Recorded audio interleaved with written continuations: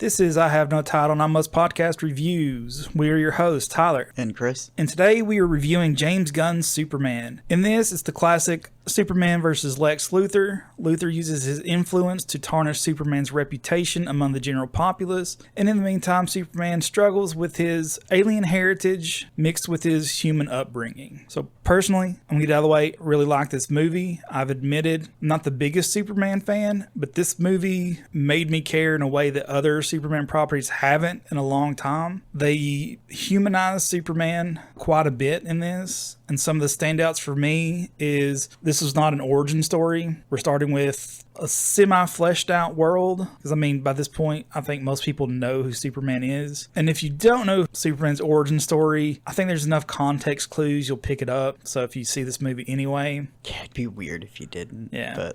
But a few of the other standouts for me in this movie is definitely Mr. Terrific. I think he's one of my favorite side characters out of this movie. Oh, yeah. Yeah. It's like across the board. I think everybody is loving him. And also seen before the movie that James Gunn, like someone had asked him, it's like about going into this movie, like what is his process? He's like, first step, how do we make a good movie? Mm-hmm. Second step, how do I embarrass my friend Nathan Fillion? Yeah. And I think he also succeeded in that in the perfect way. I think his exact wording was humiliate. Yeah. So, which I then scrolled down. I always, because I'm stupid, so I look at the comments. And that's a stupid thing to do. Sometimes you're going to see some people like, this is hilarious or, whatever. And then, of course, somebody's like, why doesn't he just work with people he doesn't know and make a good movie? Why does everybody have to hire all their friends? And I'm like, okay, he put he puts his brother in everything he does. I think the actual runtime of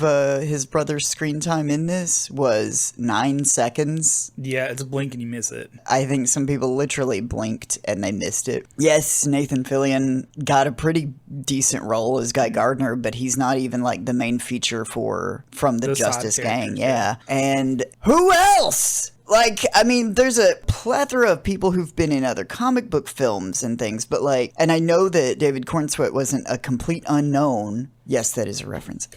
And some of these people are well known, but not for being like, people say stupid things. And of course, people were like Scorsese, Tim Burton, Wes Anderson. Like they named all these major filmmakers who work with similar actors. And it's like you work with people you can trust. I mean, it happens. I just don't understand that mentality of like, I didn't like a thing, so I'm going to blame it on this. Okay. Fine. But James Gunn is a true, I don't know, I don't think he's a rags to riches story, but he is a fake it until you make it. Just like a Peter Jackson started with Dead Alive. It's got a few different names, right? Yeah. Depending on where it was released.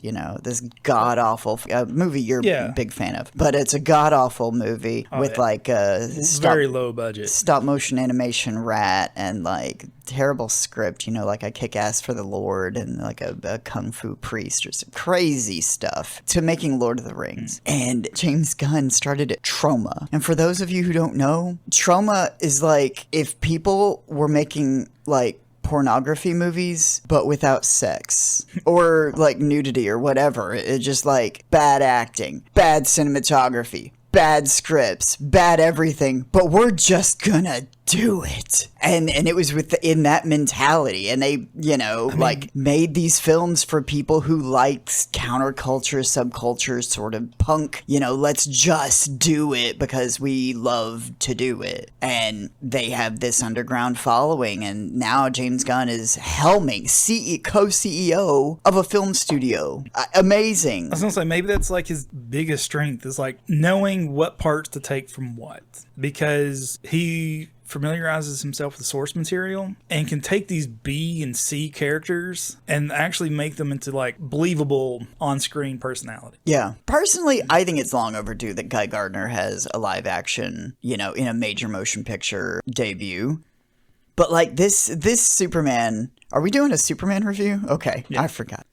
I really enjoyed this, and I think we're gonna try and keep this one short, which you can probably already see from the runtime, unless you just clicked on this and didn't look. It's earnest in that Superman is what he is, and people, I think, have fundamentally misunderstood Superman for a while, and we'll get more into that in our bigger breakdown, but I think the common misconception is what Superman is at his core. And if you've never read a Superman comic, I mean, of any kind, don't assume that you know even from the cartoons necessarily. Definitely not from the most recent set of films. Yeah. Sometimes not even from the past films, but there's a good solid spirit there of what he is and what even some of the villains are. So David Cornsweet embodies a version of Superman. He is more on-screen inspired by Christopher Reeves, I think, than any of to some degree, even Brandon Routh,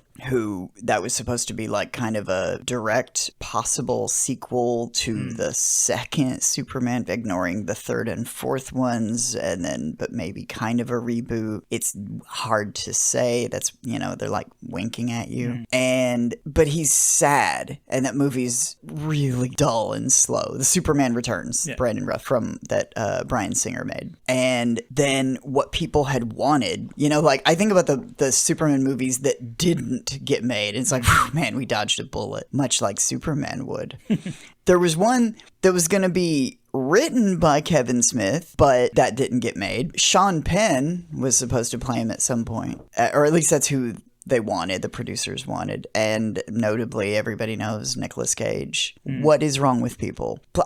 This movie is so divisive now because of the damage that Zack Snyder has done to this brand. He made toxic masculinity seem so cool and like, bro. I don't care. I don't care if this is what is wrong with us right now. Like, we were talking off screen. But Superman helps people, and he's human. Because he says so. And I just wanted to make sure that everybody knew, Lex is the bad guy. Superman's the good guy. What he does is not what he can do. He could destroy the world in 30 seconds flat. He doesn't even choose not to. Superman's just good for the sake of being good. And the most angry he gets in the film is with Lois. Yes, they have an argument. Of course you're going to have an argument. The people who love you the most and that you love the most are the ones who are going to really get you. She's doing her job, and they should not mix work and play. But in this scene, this infamous scene of like 12 minutes, James Gunn's talked about this in his interviews, that it was such a risky thing for an action, comedy, adventure movie to have 12 minutes of just talking. But he left it in, and he said that was the way it was written, and there's been different cuts of it, like cinematically, but it's basically the 12 minutes and the 12-minute stands. The angriest he gets in this is in the scene because she keeps trying to like circular argument him, and she's just doing it as a journalist to like do gotcha questions to see where he will end up. And